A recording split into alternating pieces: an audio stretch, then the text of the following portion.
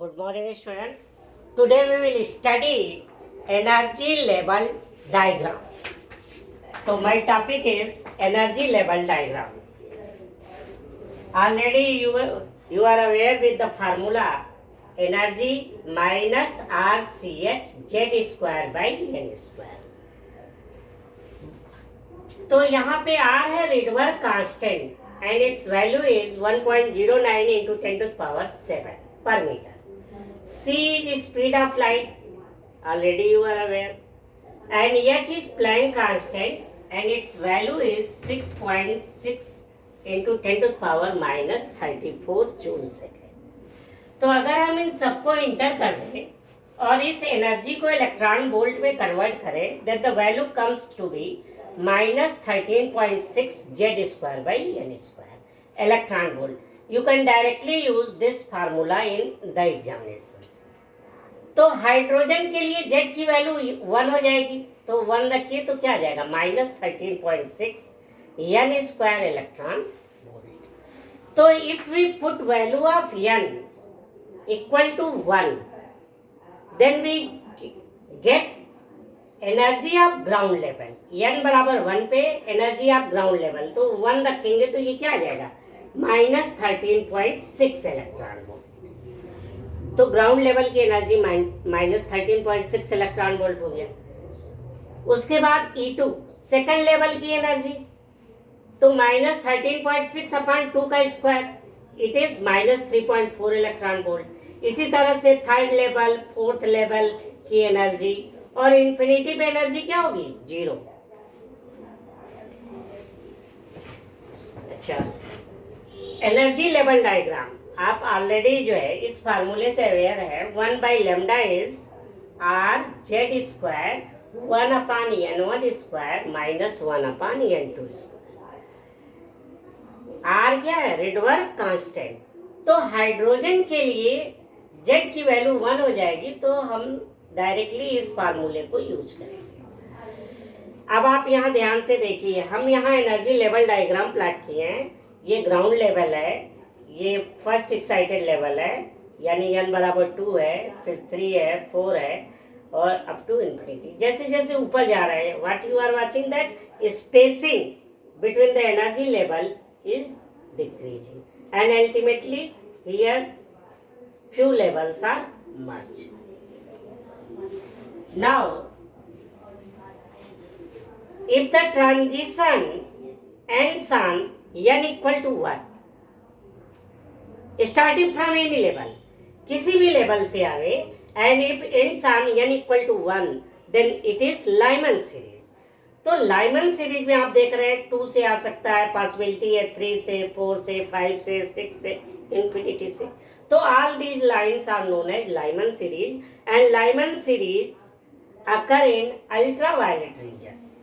तो आप देख रहे हैं लाइमन सीरीज सारी लेवल्स कहाँ आ रही हैं, n इक्वल टू 1 पे, तो 1 by lambda equal to R 1 upon 1 का स्क्वायर माइनस 1 अपॉन n2 का square.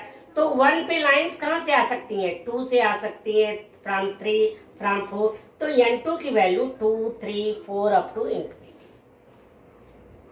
Okay, if we put n2 equal to 2, n2 की वैल्यू अगर हम 2 लिखते हैं तो हमें लॉन्गेस्ट वेवलेंथ मिलेगा, और अगर इंफिनिटी रखते हैं तो शॉर्टेस्ट वेवलेंथ मिलेगा, और इसे हम सीरीज लिमिट भी कहते हैं।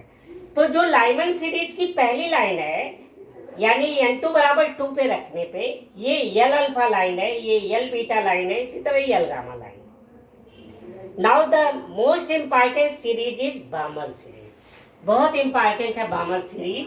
Actually Balmer series is observed in visible region, so maximum lines are discovered in Balmer series। L silent है visible region में, तो maximum line इसमें आई है। तो यहाँ पे आप देख रहे हैं all the transitions are ending from at the level n equal to 2, तो then transitions are coming from 3 4 5 6। तो यहाँ देखिए 1 by lambda is R 1 upon 2 का square minus 1 by n2 square. तो if n2 is 3, then we are getting H alpha line, बहुत important है H alpha line. If N2 is 4 then we are getting H beta line, 5 H gamma line. ठीक है. 3 पे हमें क्या होगा, shortest wavelength. 3 पे हमें शार्टेस्ट वेवलेंथ मिलेगा और इन्फिनिटी पे हमें कैसा वेवलेंथ मिलेगा, लॉन्गेस्ट. अरे 3 पे हमें लॉन्गेस्ट वेवलेंथ मिलेगा, अरे सॉरी 3 पे हमें लॉन्गेस्ट वेवलेंथ है और इन्फिनिटी पे हमें शॉर्टेस्ट वेवलेंथ या सीरीज लिमिट मिलेगी. आप देखिए कहाँ पे आपको लॉन्गेस्ट वेवलेंथ मिलेगी, कहाँ शॉर्टेस्ट मिलेगी. अगर एनर्जी का डिफरेंस ज़्यादा है तो एनर्जी होती है, आपको पता है एनर्जी क्या होती है, एनर्जी होती है एच न्यू या एच सी बाई लेमडा. तो if energy difference is more than wavelength will be small. तो इंफिनिटी पे हमेशा कैसा वेवलेंथ मिलेगा, always at infinity we are getting shortest wavelength या series limit. Similarly for Paschen series, ये infrared region में observe होगी. पास्चन सीरीज इंफ्रारेड रीजन में स्पेक्ट्रम में ऑब्जर्व होगी. And here you see in the Paschen series the transitions are ending at n equal to 3.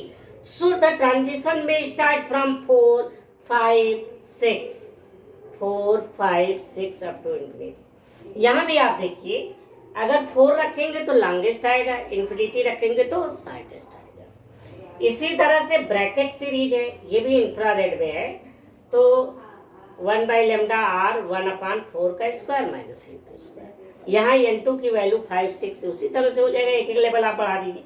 और फुंड series, फुंड series में यहाँ देखिए आप P साइलेंट है तो ये आ जाएगा 1 बाई लेमडा आर 1/5 का स्क्वायर माइनस 1/N2 स्क्वायर. तो N2 की value 6, 7, 8. Here two things you must remember that ground level energy is minus 13.6 electron volt and at infinity is 0 electron volt. If we give plus 13.6 electron volt, the electron will be go from ground level to infinity and that is known as ionization energy. Chemistry में आपको बताया गया है ionization energy क्या है, minimum energy required to emit electron. तो shortest wavelength आपका हमेशा किस पे आएगा, जब N2 की वैल्यू इन्फिनिटी होगा और लॉन्गेस्ट फर्स्ट मेंबर पे. Okay, thanks.